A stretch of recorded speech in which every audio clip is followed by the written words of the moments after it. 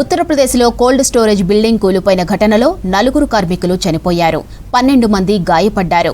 గాయపడ్డ వారిని స్థానిక ఆసుపత్రికి తరలించి ట్రీట్మెంట్ అందిస్తున్నారు. ప్రయాగ్రాజ్ జిల్లా పాపామౌలో ఈ ప్రమాదం జరిగింది. ప్రస్తుతం ఘటనా స్థలంలో సహాయక చర్యలు కొనసాగుతున్నాయి. శీతల గిడ్డంగి భవనం సడన్ గా కుప్పకూలడంతో శిథిలాలు మీద పడి తీవ్ర గాయాలతో 4 చనిపోయారని అధికారులు తెలిపారు. క్షతగాత్రులైన 12 మంది కార్మికులు ఎస్ఆర్ఎస్ హాస్పిటల్లో చికిత్స పొందుతున్నారని చెప్పారు.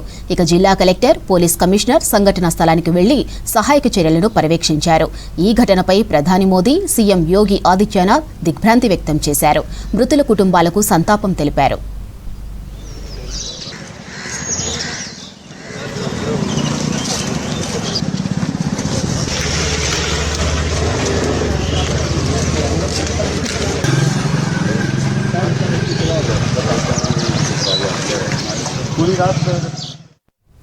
ఉత్తరప్రదేశ్లో కోల్డ్ స్టోరేజ్ బిల్డింగ్ కూలిపోయిన ఘటనలో 4 కార్మికులు చనిపోయారు. 12 మంది గాయపడ్డారు. గాయపడ్డ వారిని స్థానిక ఆసుపత్రికి తరలించి ట్రీట్మెంట్ అందిస్తున్నారు. ప్రయాగ్రాజ్ జిల్లా పాపామౌలో ఈ ప్రమాదం జరిగింది. ప్రస్తుతం ఘటనా స్థలంలో సహాయక చర్యలు కొనసాగుతున్నాయి. శీతల గిడ్డంగి భవనం సడన్ గా కుప్పకూలడంతో శిథిలాలు మీద పడి తీవ్ర గాయాలతో 4 చనిపోయారని అధికారులు తెలిపారు. క్షతగాత్రులైన 12 మంది కార్మికులు ఎస్ఆర్ఎస్ హాస్పిటల్లో చికిత్స పొందుతున్నారని చెప్పారు. జిల్లా కలెక్టర్, పోలీస్ కమిషనర్ సంఘటనా స్థలానికి వెళ్లి సహాయక చర్యలను పర్యవేక్షించారు.